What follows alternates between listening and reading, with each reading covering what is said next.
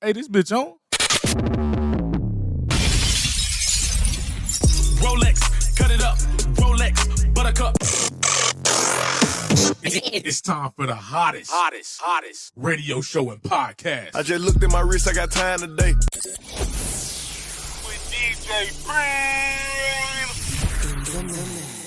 It's time for Chef Radio. Yeah, sir. Welcome to Start Here in the Far podcast. You already know it's your host is Fire the Most. DJ Preme is in the building.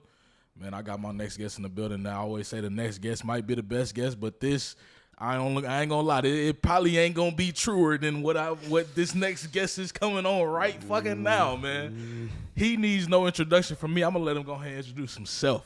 One and only MC Kane, man. MC motherfucking Kane is in the building, man. Yes, sir. Yes, sir, man. I'm here. Before we get started, man, shout out our sponsor, well, at least the one sponsor I do have, Chat and Drinking Card Game. I ain't gonna lie to you, the Grand Cormino sponsor is coming soon. But shout out Chat and Drinking Card Game, an official sponsor of Chef Radio. If y'all don't know, if y'all don't know, you better know. Use code SHEFRADIO, that's Chef Radio at checkout, 30% off. Go ahead and level up your game night. So, MC Kane is in the building. What's up, my boy? Yes, sir, brother. What's up, my boy? Okay. So I done heard from DJs, from other MCs to motherfuckers that don't even belong in the nightlife that this nigga is the GOAT. This nigga is the GOAT. So how did MC Kane become the GOAT? Man, look. First of all, I'm just blessed. For sure. Thank God first. For sure. Bruh, no lie. Just a bunch of hard-ass work. A bunch of branding, marketing, and hard-ass work. Our market is a little different from pretty much every party market in Houston. It's way different because our market is built off of respecting somebody else's hustle. For sure. It ain't built off of you being the man on Instagram. You got all the followers on YouTube. People got to respect your hustle. And if they respect your hustle, they'll fuck with you. So. For sure. Oh, can I cuss? Yeah. You good. Okay. You good, bro. Right. So when did you actually start like becoming an MC? Like start doing the MC thing? I've been doing this a while, bro.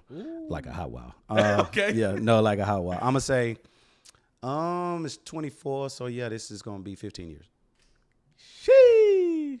Yeah. And you don't work with everybody. No, literally everybody. Everybody. No, nationwide. That's crazy. Go through some of the names and I want you to talk your shit. Okay. Talk your shit. Some of the names and like Since we popping, Beyoncé, Jay-Z, Drake, Kanye West, Puff. That's just the start. that's just ooh. No, and I'm not talking about like sitting next to him in a section. No, taking we pictures. talking working. Like with the big bro type. This ain't that type shit. We talking. They paid me to work their events type shit. So He started off with Beyonce, yeah, Jay-Z. yeah. Damn. No, the arena show too. The 25K one. Yeah. So I ain't used to popping like that. Bro. Nah, you got to sometimes, bro. Sometimes, that, man. Bro. Okay, well, yeah, you're right. No, you on Chef Radio. This is where you got to talk your shit. I bet. You know, you got to talk your shit. for Well, sure. since we talking shit, yeah.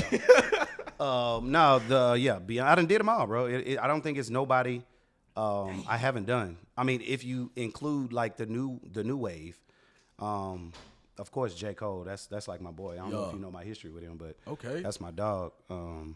Kendrick. Damn, I don't think I think the only one I haven't worked with at this point is like Eminem, but everybody else I've touched. And that's just like artists. We're not even talking about celebrities. Oh my goodness. Yeah. Oh Yeah. my goodness. I've had an illustrious career. Very Hey, illustrious. to say the least. To say the least. To Yeah. say the least. So that might be why a lot of people put me in that category because they Yeah. actually know my resume. Yeah. If you know my resume, yeah, you got to say, hey, Kane, you got to. Yeah, Kane that nigga for sure. Yeah, shit shot. I'm just saying. Jesus, boy, he started off with Beyonce and Jay-Z, man. That's crazy. Talk to me about that, bro. How was that, bro? Number one, I was fanned out.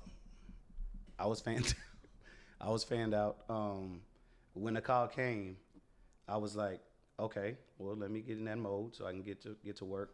Got there to rehearse, looking at the stage, and then that's when it hit. I said, oh my God, bro, this is Beyonce show. Like they doing the show, and I'm like, this is Beyonce. And then, I let that go. It took me about 5 minutes, and then I got back in Kane mode. And once I'm in Kane mode, all that shit go. Oh, yeah, for sure. All that shit go. For sure. It was crazy because that was, I never did a female artist show before until Beyonce. Oh, no, I'm lying. I did Nicki, but Nicki a rapper. So let me stop. Yeah, I'm lying. I'm lying. I did Nicki, but she's a rapper, so that don't count. But like that type of show, from the coordination to the professionalism to the organization, I've never had an experience like that. Like Top they notch. treated, A1. God, came and got me with security. I had my own security the whole night. It was on some other shit. Sheesh. Yeah. I told you I got stories, bro. I got. He said, "Nah, I ain't never done." I'm lying to Nicki. Goddamn, like it's just the bitch next door.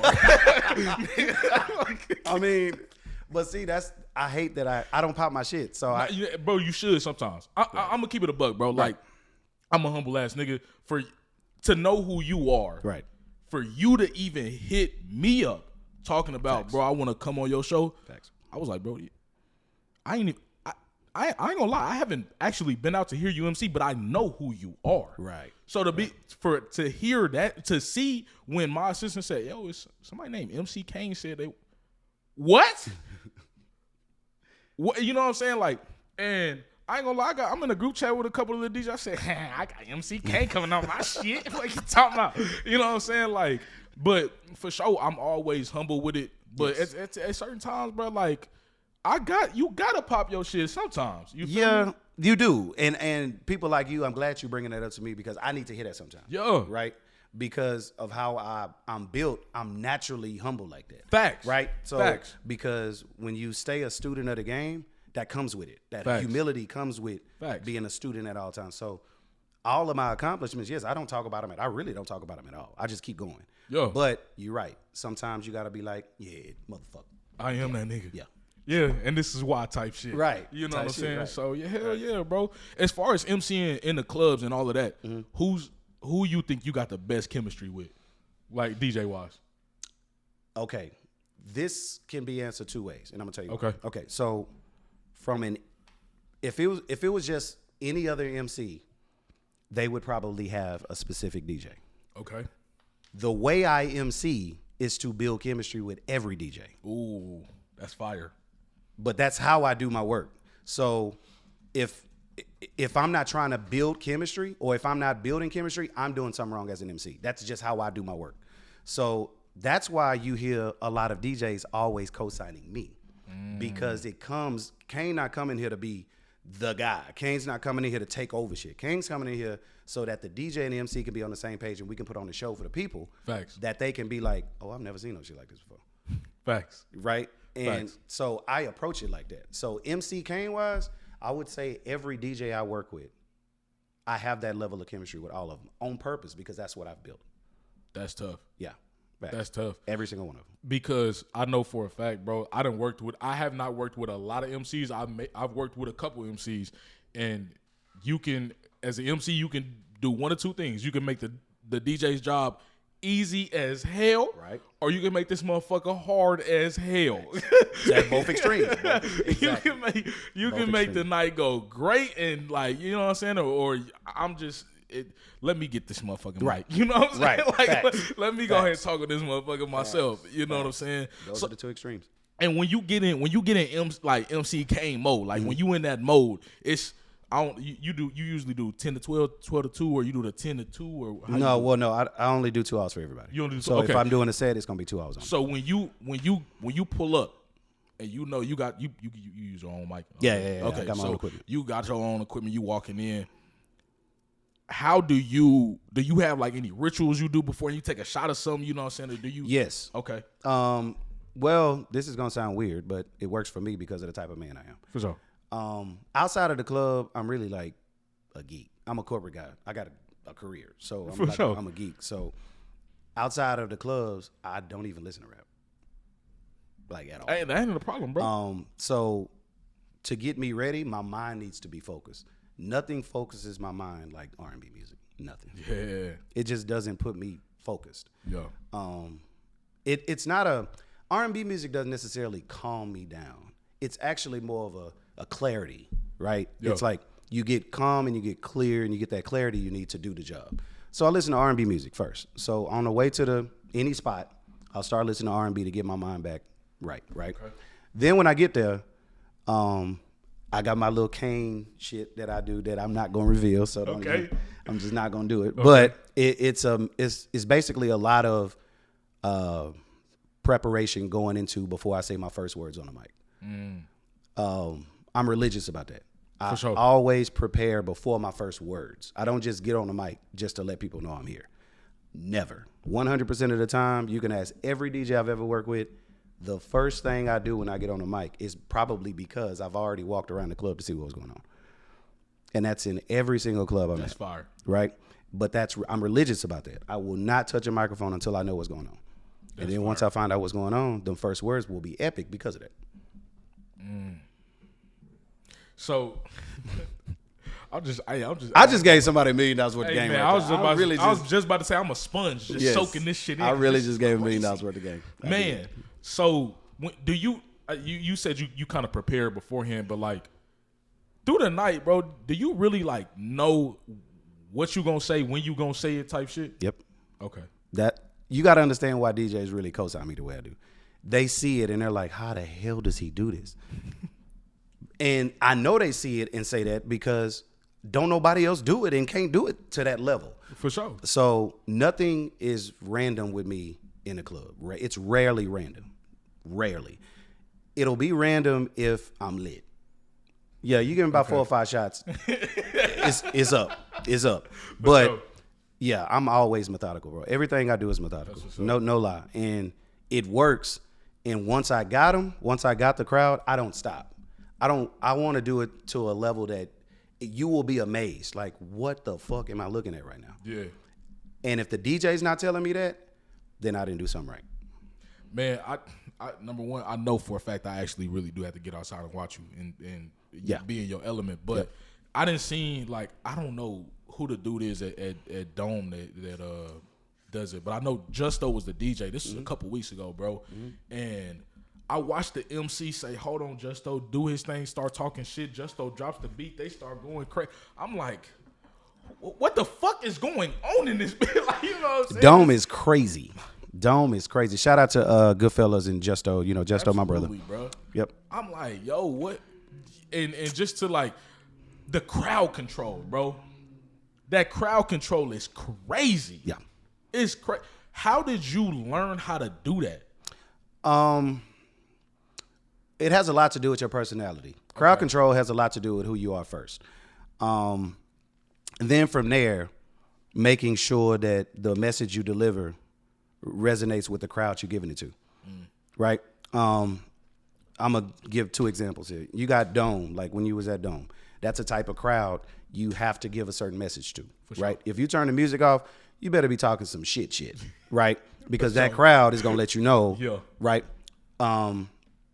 Or it could be one of the Latin spots I do. I couldn't do that to that level at a Latin spot because they don't party like hip-hoppers do. For sure. Turning the music off and shit, they don't play that shit. They come to hear the music. So they ain't finna be doing all of that, turning the music down. No, that's just not how you MC to that crowd. That's why I'm telling you it's more based on who the crowd is to be doing that. My biggest strength is that there's 100 different ways to MC, and I literally know 99 of them. Literally. I know 99 of them, and I use that to my advantage. So you put me in any spot, I'm going to know exactly what I'm doing. That's why so many promoters, that's why so many club owners, that's why so many DJs really like, bro, if you want to learn how to MC, you got to watch Kane because he on some other shit.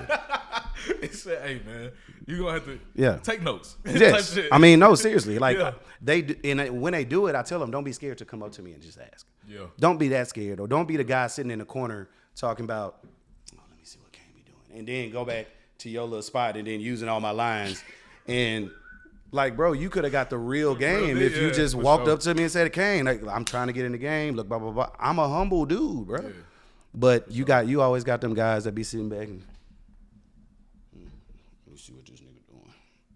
Man, see, the thing about it is, bro, especially here in Houston, it's not a lot of humble niggas like you. Well, that's true. That's you true. feel me? That's actually like, true. especially because I ain't from here. I'm from Kansas City, and moving down here, I reached out to a lot of DJs, bro. A lot of DJs. No shit. And they was like, no. 2 people responded. 2 people responded, bro. Damn. I can't think of the other one, but I know for a fact the one person that definitely responded was DJ Cook. He responded to me. And Cook, my dog. Shout out Cook. And he just was on one of the last episodes. He just came through. But so what I did when I got here, bro, some crazy shit. Yeah. I didn't know where the black people be. I ain't know the clubs. I ain't know shit. I was a kid in a brand new school type shit. Damn. Like trying to find out where my class at. Right. You know what I'm saying? So when I got here, I was like, how the fuck can I find out where my people at? Right. So I was like, all right, let me first look up hashtag Houston DJ. Where's the niggas? Right. The first person that actually came up that I followed was DJ Airy. Oh, wow. She was the first person. So I followed her. Then I went to her following Right. on IG. Typed in DJ. All the DJs she was followed them. Right. Did the same thing with everybody else. If I found another DJ that had a whole bunch of followers or whatever, right. went to they following. Typed in DJ. All them DJs that I seen up on their thing, start following them. Right. Because then what I noticed was they was all posting their flyers where they was at. Yes. Right. So I'm like, okay, y'all posting your flyer. Okay, Atomic Bottle. Okay, Camp. Okay, and now I'm starting to figure out where y'all at. Okay, cool. So then I started taking screenshots of the flyers, this and that. Then that's when I would go to the spots and I'd be like, hey, I'm DJ Preme. I ain't from here. You know what I'm saying? I'm just looking for an opportunity. I ain't looking for no job. Right. You know what I'm saying? That's what I want for sure. Right. But I'm looking for an opportunity. If you fuck with me, bring me back. If you don't, you ain't never got to hear from me again. And then they be like, oh, the fuck? That's literally how I wrote though. Yeah, like type shit. You know what I'm saying? So, but when I got here though, like it was a lot of like I've never been a nigga to ask for a handout, but damn, you know what I'm saying? I don't mind asking like, hey, bro, like how you do that real quick? You know what I'm saying? And because I actually put my own spin on it. You feel me? But when I got here, bro, ain't nobody. There was a lot of niggas that I hit up. Wow. A lot, and it was only a couple motherfuckers to respond. But look at Destiny. Look where you're at now. For sure. So you going through that has put you in a position you in right now. That's why I tell people all the time, Murphy's Law is real, bro. If it's supposed to happen, it's going to happen. And if it ain't supposed to happen, it's not going to happen, bro. So you're in the position you're in right now because you're supposed to be here. You was going through all of that because you were supposed to go through all of that. I appreciate that, bro. Yeah. And that was, I ain't gonna lie, like it was hard, bro. Especially because I moved down here January 2020, 3 months before the pandemic. So when y'all niggas was really outside, I didn't know. Wow. I ain't know. So you didn't know about the whole pandemic. Oh my God, Houston was crazy during the pandemic. I ain't know. Ooh. I was still inside. Like nigga, we all inside this motherfucker. Houston was Nah, crazy. Houston would niggas was outside. When I tell you they were out, bro, look, bro. I don't think I can compare the pandemic time to like New Year's Eve every weekend for 12 months because every major city was flying to Houston. Yep. Every major city was flying here. So 20, 30, 40, 50 people deep at every club every weekend.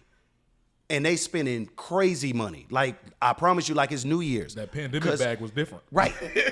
And then everybody spending their PPP, so it's up. Unemployment, all that. All that, everything. Boys coming down here spending that bread, right? So they down here during that time spending all that money. And every city that was here was saying one thing. Boy, y'all different out here, bro. This is crazy. Y'all party like this all day? Like, yes, bro. We wake up, eat pancakes and at a brunch, and then at 3 a.m. we eating pancakes again at strip club in the same damn day. That's Houston, Texas, bro. Sunday Fun Day is 16 hours. Man, all right, talk to me about Sunday Fun Day, bro. 16 hours. That everybody says, and I within the last year, I was finally able to say, I see why they say don't leave on a Sunday. Talk to me about just pure madness of Sunday Fun Day. Now look, first of all, I'm on this campaign to get the mayor. And don't laugh because I'm dead ass. All right. I'm on this campaign to get the mayor to get a billboard that says, don't leave Houston on a Sunday. Ooh. And put the hashtag at the bottom of the billboard, Houston Sunday Fun Day.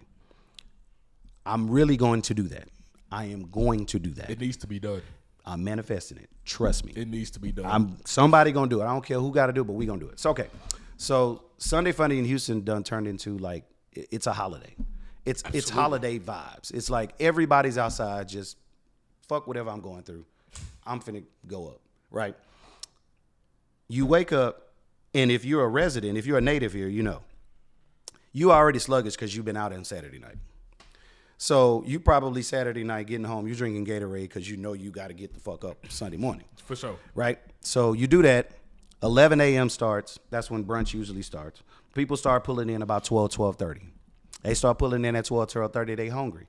So wherever they brunch at, everybody's really eating. They not nibbling. This ain't for sure. like appetizers. They in there getting big platters of all kind of, you know, and they eating. Then on top of that, only in Houston you can get that level of food and then put your fork down, get up on top of the same chair and start twerking. Yeah. And the DJ is telling you to twerk and throw that ass while you got pancakes and waffles sitting right in front of you, just like, and that's all day long. All day. That's all day. All day. Then the little break comes, right? It's like 6 o'clock. From 11 to 6, people toe up. Mimosas, they gone. The Mimosa Towers, Yes. Oh my God. So now the people that are from out of town that done caught the wave don't leave Houston on a Sunday. They like, so you mean I got to do this some more? It's like, yeah, we're not finished, bro. This is just 7 o'clock. What do you mean? Real. We going somewhere else. Facts. No, we're not. We're going home. No, we're going somewhere else. Then that whole new wave comes in. Everybody goes home, change clothes, blah, blah, blah, blah, blah, and right back out at 8:30. And this time they ain't going back home. Because once you start at 8:30 and you start bar hopping, that's it. Yep. It's a wrap. And now you're outside till like 4 or 5 in the morning on a Monday. Yep. Bro, this is what's so crazy is when I moved here, from where I'm from, bro, our clubs, our spots, all of that, Friday, Saturday. You maybe Sunday? Mm-hmm.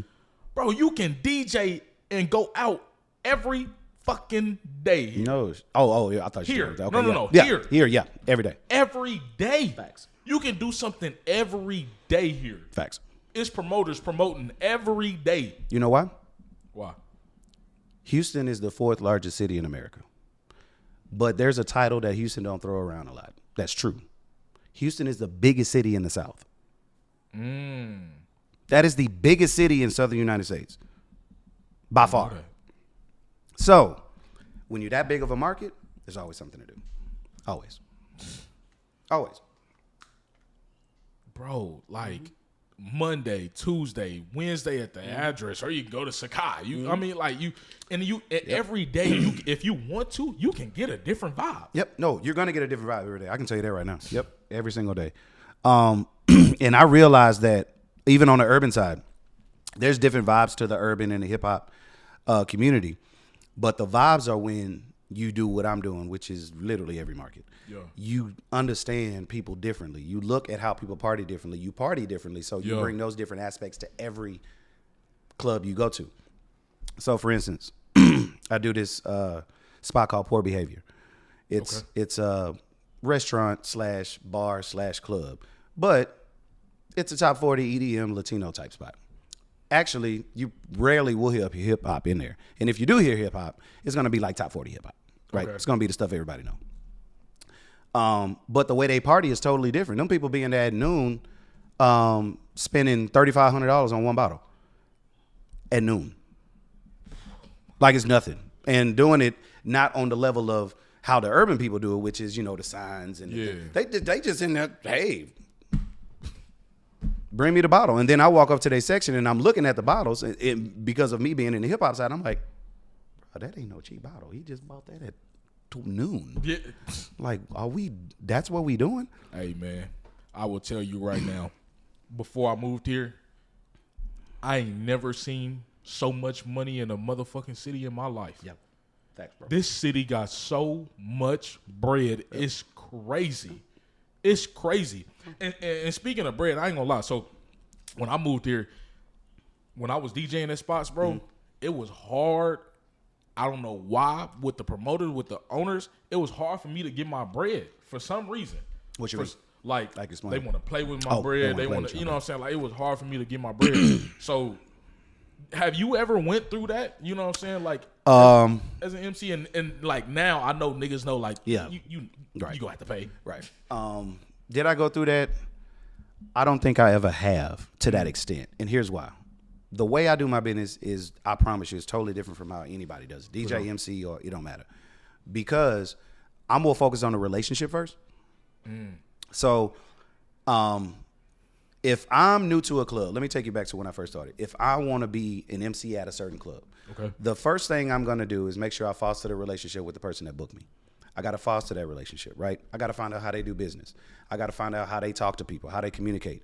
So that's what I do. I come to the club on my off nights. I'm still fucking with the person that booked me, right? I'm coming on the nights that I'm not there so I can, foster that relationship. For sure. And once you find out what type of person that is, then you won't have no problems with them. What we do is, and I hate to say it, but as black people, we're prideful. We're very prideful people. So unconsciously, we already don't trust nobody. Facts. Right? So since it's subconscious like that, you like, fuck you, pay me. That's the natural, fuck you, pay me, right? When in turn, that's the exact opposite of how everybody else do business. I'm in the corporate world, so I'm telling you. The exact opposite. The first thing you're supposed to do is foster the relationship. Hey, who are you? Hey, I'm the owner. Hey, I'm Kane. Nice to meet you. What do you do, Kane? Well, I host and MC at a lot of different clubs. I would love the opportunity to be in yours. Oh, well, I ain't looking for no MC. That's fine. That's fine. I'll come on the other nights just to see what kind of nights you have, and we can take it from there. That kind of stuff. I do that kind of stuff. And that landed me in every market in Houston. I ain't gonna lie. That has actually helped me get a lot more gigs lately. Yeah. It's literally just going in there, talking to people, That's bro. it. That's all you gotta do. Because I'm not no introvert person that is not willing to, bro, you could put me in a room full of 100 people. I'm telling you, by the end of that meeting, I'm going to know all 100. Yeah, facts. 100, for real. Like, Good. because I'm that type of person, bro, I don't mind talking to people. You feel me? That just don't bother me. What's crazy is, though, when I first started DJing out here, I was scared to get on the mic. I was terrified. Really? I was terrified. I was like, bro, I don't know what the fuck to say. Because one of my biggest fears was being embarrassed. So, well, yeah, once you get over that, then I was like, bro, I don't know if I'm gonna say some shit. They gonna be like, Nick, shut the fuck up. You know what I'm saying? That fear is a motherfucker though. So that particular fear, yeah. Yeah, so I was like, bro, you know what I'm saying, or whatever. But I definitely got over that now. It ain't nothing to it, especially if I get some liquor in me. Oh, you know yeah, what I'm saying? But yeah. For anybody, it makes, for real, it it ain't no problem when it comes to that. So one of the homies told me to ask you about this, man. Okay. Club Roxy and Limelight. What's that? What was that looking like? Who taught you to ask about Limelight? Hold on. Somebody said Club Roxy, bro. Yeah. Wow. Okay. Roxy was a staple in Houston culture for like 25 years. It was one of the clubs that it was a staple. It was like, you come to Houston, you got to go to Roxy. You got to go. You got to go to Roxy. Okay. And they had a legendary Wednesday night that lasted like 4 generations. It was on some crazy shit. But I can tell you the type of night that was. So my aunties used to go to this club on that same night before I even got to it. We talking about like when they were young type shit. So, but this was a legendary night. And I was there with Hasi, go DJ Hasi, MC Kane, who is actually my OG, my GOAT with the MC and shit. And who else was there DJing? It was Hasi, me, Quay. I think that's it. At my time when I got there. Okay. But Roxy had everybody come through that bitch. And I'm talking about everybody came through Roxy on Wednesdays. You know how we got what's a staple now? What's a night that you just know when my R&B night. Okay. The R&B night at Address. You see I was gonna say Wednesdays at Address. So Wednesdays at Address, the R&B night. That's how Wednesdays was at Roxy. And it was legendary, bro. Roxy had a lot to do with me being at the status I'm at now. Okay. A lot. Limelight, I didn't work Limelight. but I have a true story about Limelight. Okay. Limelight was a Sunday night. Limelight Sundays was actually DJ Mr. Rogers and Beezy when Beezy was MCing. But my story behind that, I've never told Beezy this. And I don't know. Well, I'm going to just tell it now. But when Limelight first started, when the Goodfellas first got together, Bird hit me about doing it. And I told him I don't want to. I had to tell him I didn't want to because of what I was already doing. I said, I can't. I said, I'm already over there. I can't do that. But here's who you need to hit up. Put him over there. Rest is history. Him and Mr. Rogers ate that bitch up. Damn. And made it legendary. So it was him. It was them two that made that bitch legendary from an entertainment standpoint. What I give them props for, it was Limelight that actually made the shift in our culture for the young niggas. So it was Goodfellas and them in that Limelight Sundays that shifted everything towards being into what it is right now. It was that night. And then after that, the Goodfellas just, you see what they're doing now. Yeah. So, What I know that the Goodfellas, Selective Group, In Crowd, they are staples right now in the I don't want to leave nobody out. My bad if I am, but A-Life, like staples. How do you know about like how long these promotion groups been doing this shit? Like how they got to where they is right now? Of course. I remember all of them because don't forget, I was MC Kane while all of them was coming up, which is the reason why they take care of me now. So while all of them was passing out flyers, putting flyers on cars, trying to get their name up, I was already that nigga on the MC tip. Okay. So now that they up, it's like, man, that's Kane. Come on now, bro. Yeah, sure. Right? So it's more like that. But yeah, of course. I was there at the beginning of the A-Life days. I was damn near with A-Life, if you want to just keep it a buck, because we've thrown parties together. Like, we've put money up for parties together. Back in my younger days, I used to do all my birthday parties with them because they Leos like me. Junior Leo, Jacob a Leo. So we all came together and started throwing out Leo bashes together. I threw a big-ass party with them a long time ago at this football player's mansion. We rented his house out. And my bad. Okay, here you go. Here you go. But we rented his house out, and it was crazy because that was the first time I ever got to experience, as an MC, that level of an event of mine. Like, it was absolutely dumb. Matthew Knowles pulled up in his drop top Phantom or whatever, trying to get in.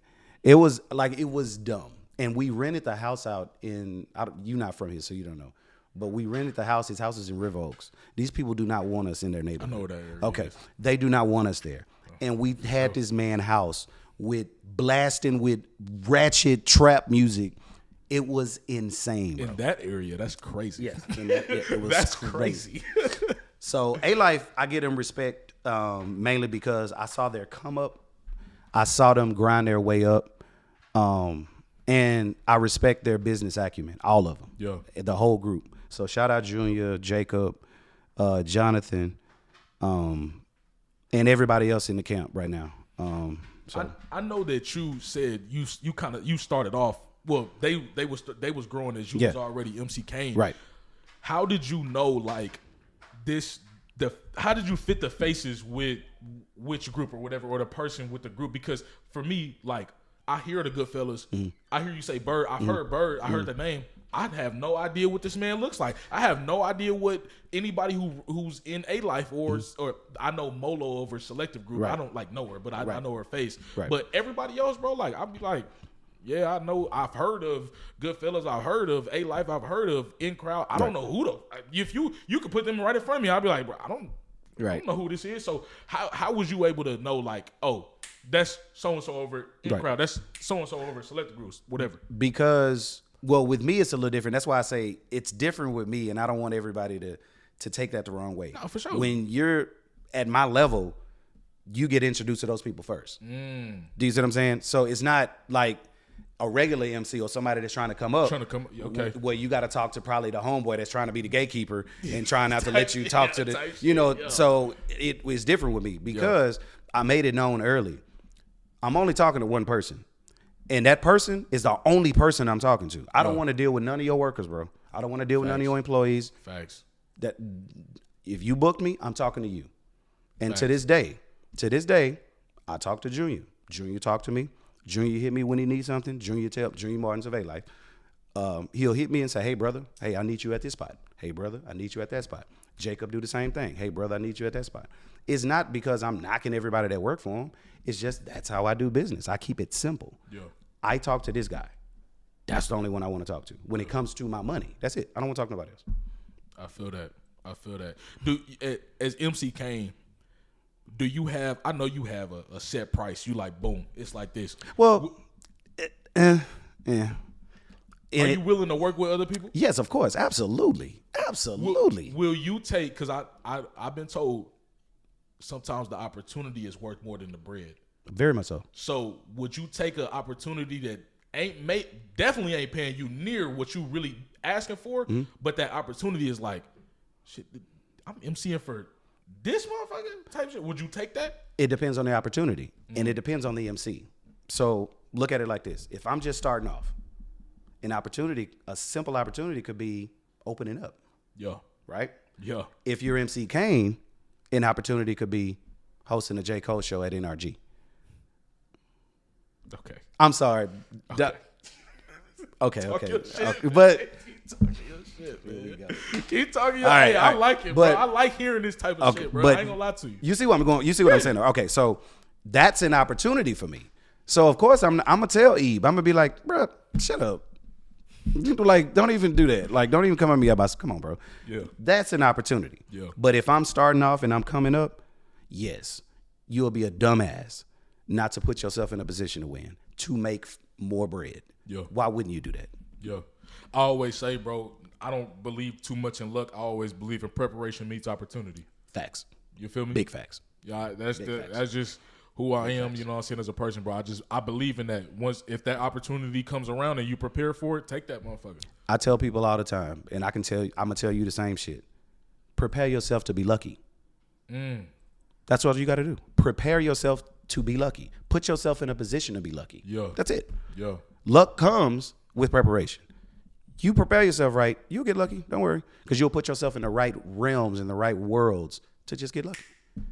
Were you ever like, when you started being around celebrities and stuff like that, were you ever like, damn, I'm really with so-and-so or something like that? But like right now, have you gotten to that point to where you just like, bro, that's J. Cole, that's Ken, that's this, that's that. You know what I'm saying? Like, I ain't even, bro, know me. Yeah, I'm gonna give you a story. I don't think I've never told this story on the podcast either. Okay. So I did Kanye's show at South by Southwest, and I was on stage, doing me before the show, and I'm looking out, and it's like 3,500 white people. Like, I didn't even see nobody my color. And this was back when, you remember when Ye did South by Southwest. It was a long time ago. But that night, when I was on stage, I was killing it, as usual. I was with a DJ I didn't know. But like I told you, my first thing I did when I walked in was I walked all the way around, got in there, did what I did, and then got on stage. Told the DJ, this is what we need to do for the first 15 minutes. He knew exactly what I meant when I said that, and we got up. Diddy runs out on stage, and this is probably a bad time to talk about Diddy, but yeah, this is fucked up. Now I gotta get a fucking story. Damn, Kane, you talking too much, nigga. You talking too fucking much. Okay, so Diddy runs out on stage, and out of nowhere, this is while I'm hosting, not supposed to be out there at that time, and puts his arm around me. He's like, yo, you killing this shit. I'm listening back there. You killing this shit. You killing this shit. But the fact that I just brought the Diddy story up at the wrong fucking time is good job, Kane. That's just, good job, you dumbass. Yeah. But okay, but I'm saying that to say this. So that happened, and after I got done, there was like this little intermission for like 20 minutes, right? Okay. Before Kanye come out. Mm-hmm. So I'm done. They shut everything down.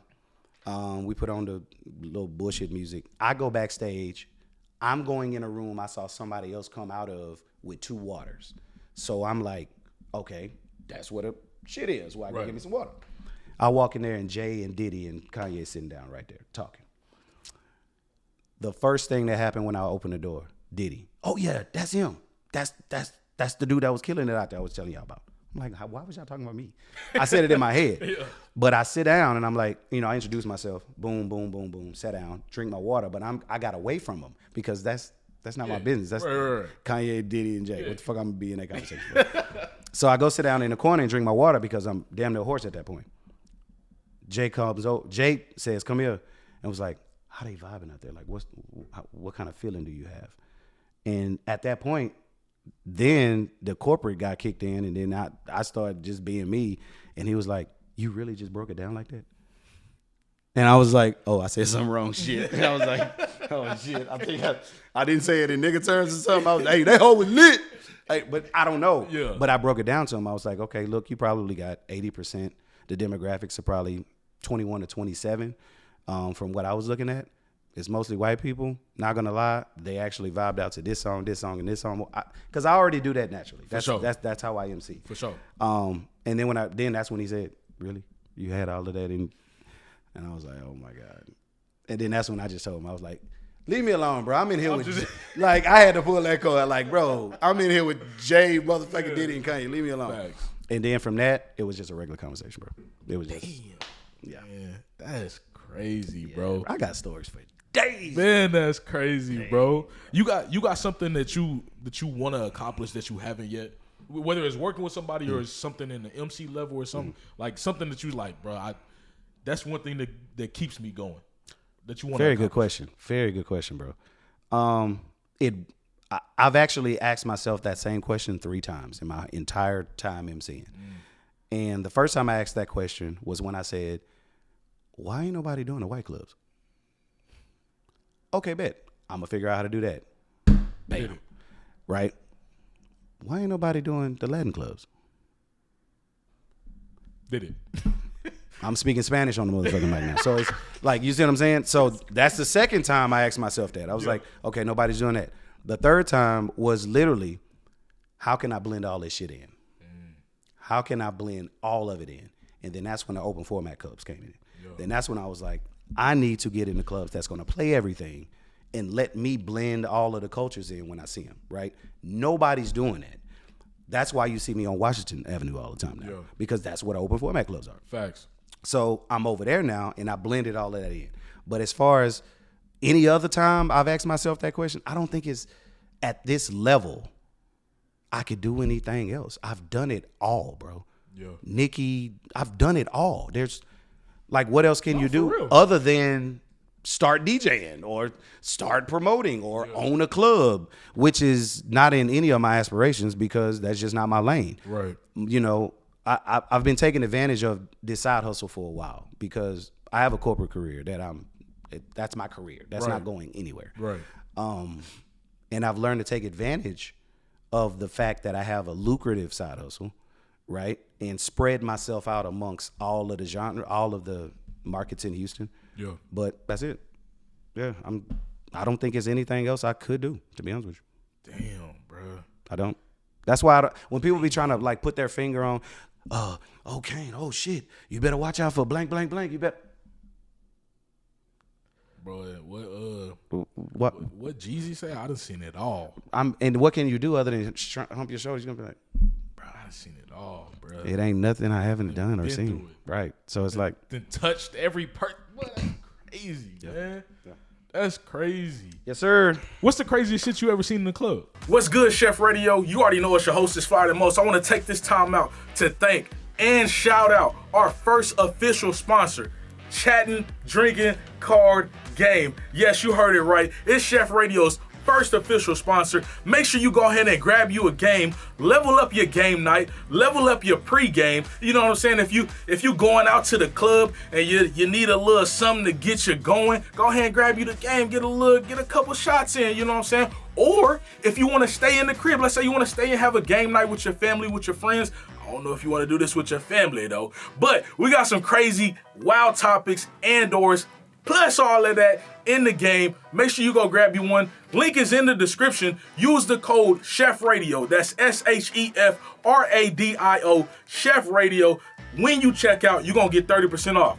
Nah, I don't think you heard me right. You're gonna get 30% 10% off when you check out. Make sure, my boy Cam, big shout out to you, man. Let them know DJ Preme sent you. Once again, that is chatting, drinking, card game. Level up your game night.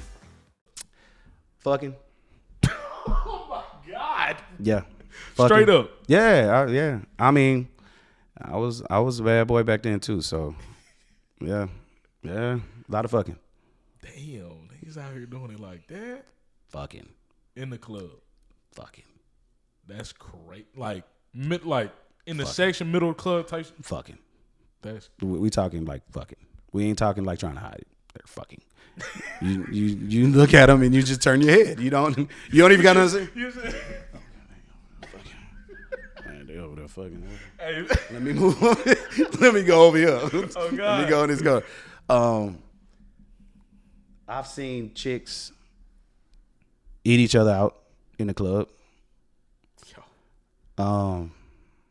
Yeah. This liquor make y'all do some crazy shit. Yeah. And everybody know me when it comes to liquor. When I'm lit, you might as well watch out, brother. I have no filter. I have no cares in the world when I'm lit. And everybody especially knows. when you on the mic. Bro, I have no care in the world. And that's why everybody know, oh, Kane lit, leave him alone. Let him go. You about to start talking You shit. about to start talking that shit. You about to start talking that shit. This everybody know that. So Yeah. And what you already like you know the ins and outs of the nightlife. You seeing everything. Tell me, bro, why do all of these clubs keep opening and closing, opening and closing, opening and closing? Seasons. You got to understand, everybody's going to have a run.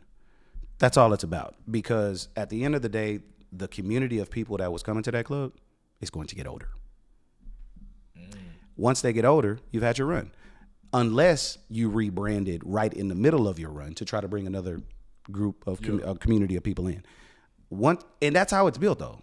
Clubs are made to have runs, unless you're that type of club that's going to be like, you know what? I'm not going to cater to just a demographic. I'm going to actually, every 18 months, review my marketing to make sure I'm bringing in a new crowd or making sure my community is building rather than relying on the same people. Yeah. And if you look at a lot of clubs, you can make a lot of money just relying on the same people or your relationships that you have, right? Yeah. Because they're going to fuck with you.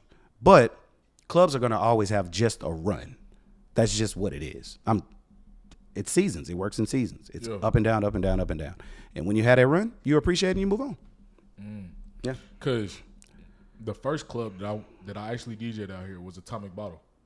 Yeah. That was the first club that I Atomic was lit. Atomic had a run. Atomic was the shit. Yeah, Atomic had a run. That was the shit, boy. I was up there, hey, man. Atomic had a was run. like, hey, I fuck with this. And then they ended up closing. I was like, all right. Then they reopened and something else. Then they closed. I'm like, Atomic was actually supposed to be open 2 years before you saw it.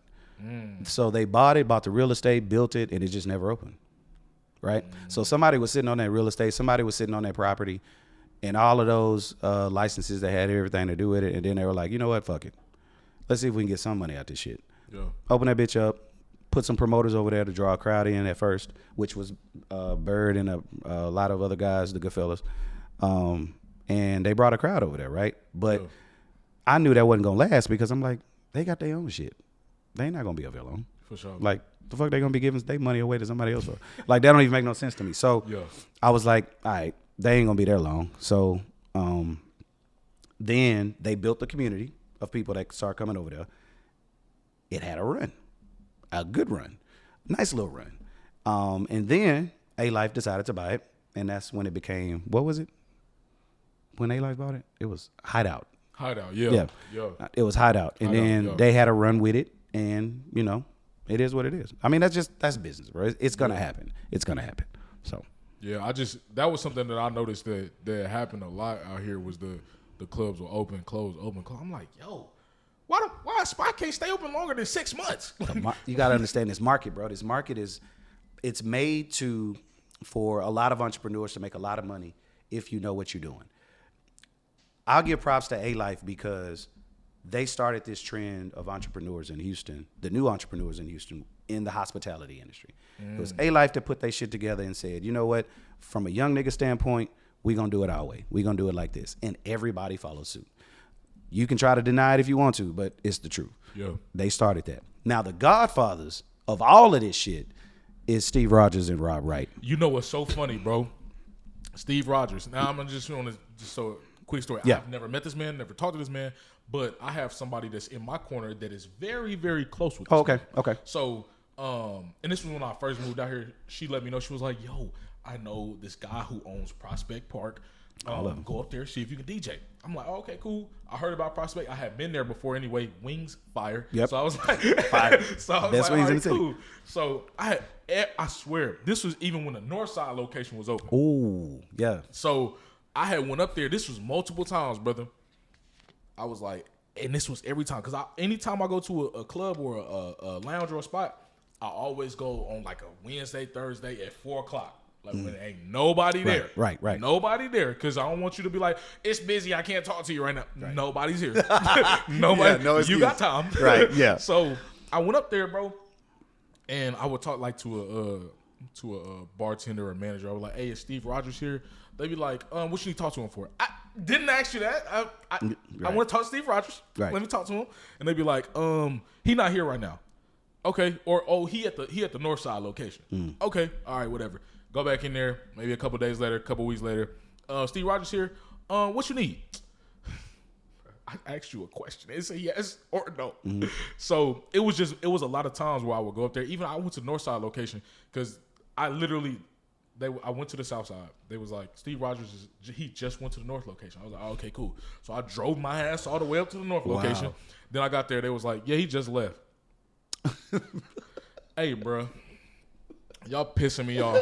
I just want to talk to this man and see if because I knew that A-Life was doing a lot of stuff at Prospect and all the other stuff. So my thing was never to try to be a DJ with A-Life. If they ever asked me to come on, cool, I'm cool with that. It was just to get my foot in the door, have a spot to where it don't matter if I'm there at 4:00 on a Thursday from 4 to 5 or 4 to 6. Right.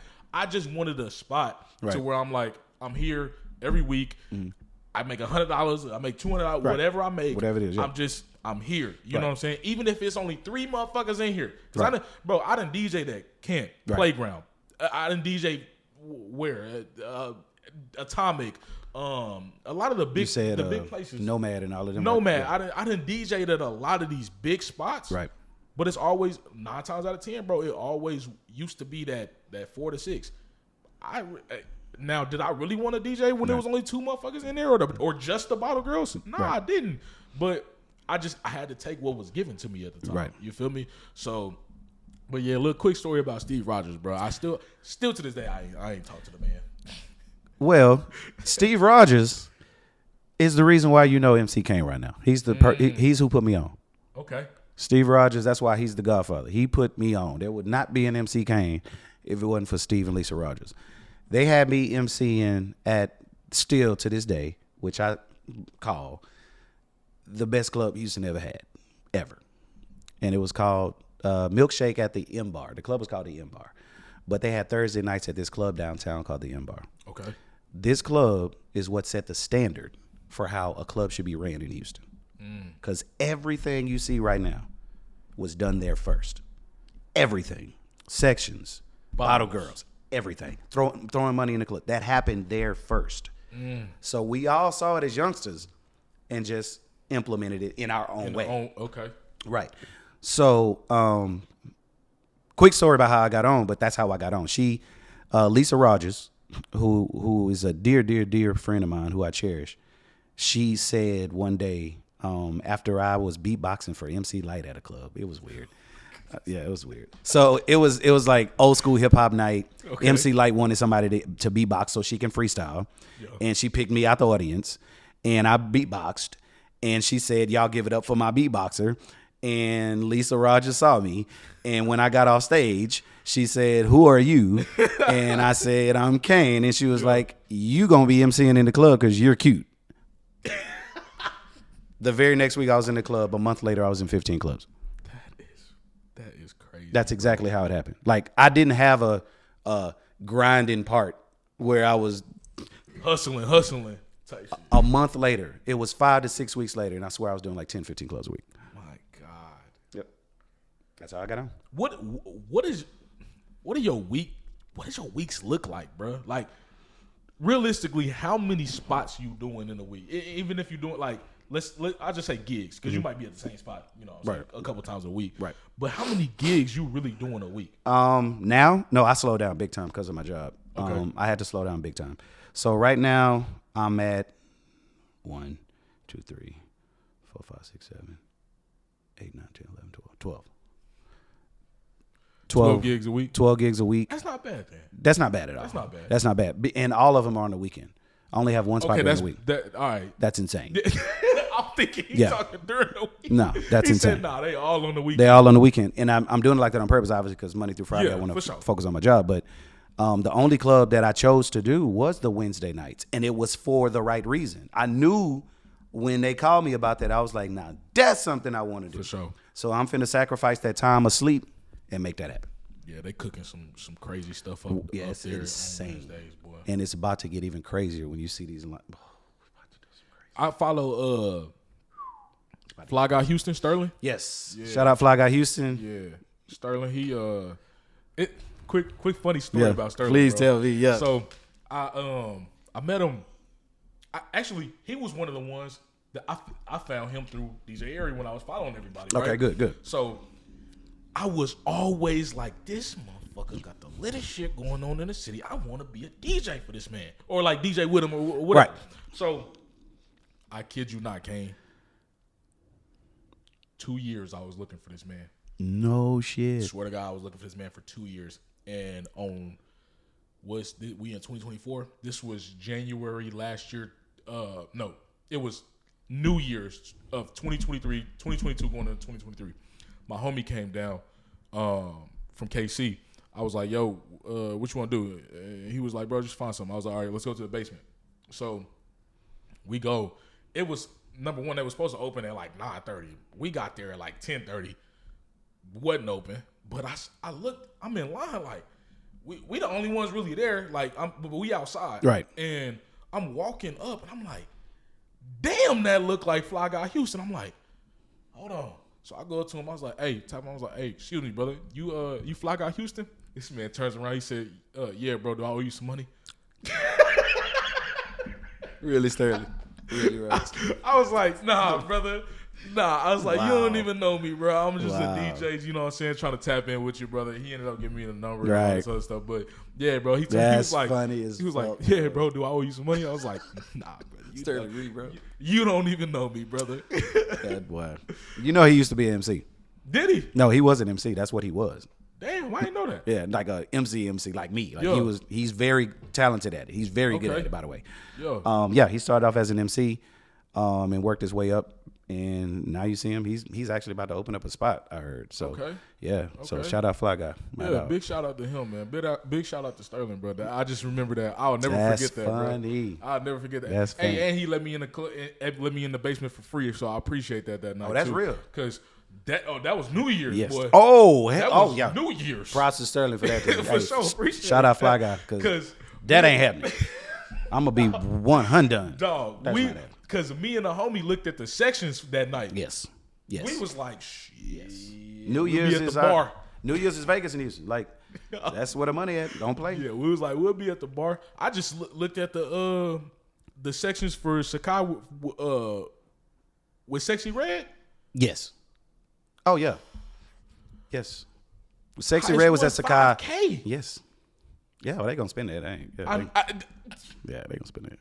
Hey, you know what's so funny? I told the DJs this. I was like, bro, I'd be so mad because the sections that cost that much, they right by the pool. Right. I said, I'd be a pissed off motherfucker if I didn't come to get water splashed on me, and then I got water splashed on me. Y'all motherfuckers turn this bitch into Soak City, and I paid $5,000 for this damn section. You know what? Some days when I do pool parties, I be wondering if people thinking that same thing because I Yeah. want to turn it into a pool party. Yeah. I don't like that sitting around shit. I like doing dumb shit at a pool party. For real. But that's what I'm known for. I will get something dumb happen. Something dumb will happen. Okay. And you're going to be like, only Kane. Like I've had people, oh my God, especially at Sakai. I did Sexy Red's first time at Sakai. Okay. When she Yeah. first came. It was a pool party. She was there. This was right when the song popped. I forgot the name of the Pound Town? Pound Town. Yeah. So it was right when it popped. And her manager was telling me, she was like, come on, you got to help out, bro. You got to get on the mic and be her hype man a little bit while she's doing the song. Yeah, because she don't know yet. He was like, she don't know. She's brand new. Yeah. So I was like, of course. Thank you for telling me. So now let me do what I do. So I got behind the boy, hitting the fader, like, doing all that shit. Yeah. But I'm watching her at the same time, and I'm like, oh, she brand new. I say, oh, that probably her third time touching a microphone outside of a studio. Yeah, for sure. So I was like, oh. So after she gave me the mic back, I got a picture. I went over there and shook her hand, and I told her in her ear, I said, get a hype man. I said, get a hype man. Get you a hype man. I don't know which one of your niggas gonna fuck with you. DJ or whatever. Get you a hype man, and you good. Yeah. Right? Now, I mean, she done, got her clout up. She knows what she doing, so she good. But that what was gonna help her out. She's funny though. She's a funny girl. She's a funny character. Nah, it's funny because she is from St. Louis, right? Yes. And I'm from KC. Right. She's definitely from St. Louis. Oh. She act just like somebody from St. Louis. Yes. For sure. Yes. And I'm like, yeah, I know because they right down the street. Yep. Bro. Like that serious. They right. I'm like, yeah, shit. Hey, at first I was like, before I found out she was from St. Louis, I was like, bro, this is an act, bro. She really not this ghetto. Yeah. Then they was like, oh, she's from St. Louis. I was like, oh, this ain't an act.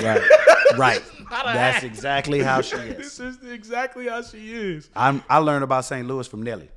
I did some parties for Nelly, and Nelly introduced me. Oh, well. See, this is why I can't even talk. Because it seemed like I'm flexing. I don't want to flex. Nah, you got to, bro. But, you got to. But it was Nelly, honestly, that introduced me to how St. Louis really was. And that's when I learned the difference between East St. Louis and St. Yep. And once I learned that from him, and I saw them chicks that was from, I was like, ooh. Yeah, I don't want to have nothing to do with no East St. Louis at all. Facts. I don't want, and I'm in Houston. When he showed me them, I was like, big difference. Yeah, big difference. Big difference. Huge difference. Absolutely, bro. You got before we get out of here, bro. You got any more stories, crazy stories, or some celebrity stories? Bro, I done gave you some motherfucking gems on this hoe. I mean, I'm not gonna lie. I really like what you're doing. Let me say that. Bro, Let me say that. I really like what you're doing. And that's the reason why I'm on your platform. I like it.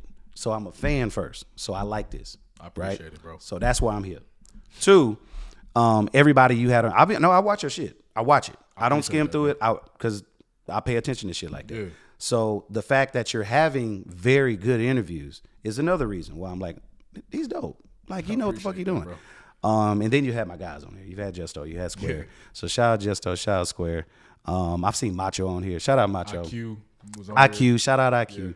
Yeah. These are all my little bros, and I take care of them like they like just like they my little bros. But other than that, no, bruh, I could sit here all day and give you stories, but yeah, bro. I ain't gonna lie. The reason why I really started this, bro, is to give the I don't want to be corny and say a voice for the voiceless, but because I was once upon a time an artist, and I used to want DJs to play my shit, or you know what I'm saying, something like that. And then I became a DJ, and I just wanted to have an outlet to be like, yo, this is the shit that we go through. Right. You know what I'm saying? Right. Like, I know that some of y'all may not care. Some of y'all think it's informative and some more shit, whatever. But I want to tell my story, but also I want these other artists, these other DJs, these other MCs, these publicists, these, you know what I'm saying, these producers, come on here and talk your shit. Tell me, you know what I'm saying, like what you go through, the uniqueness of you. Mm-hmm. You feel me? Right. So I started that, bro, and I'm gonna be honest, bro. I don't.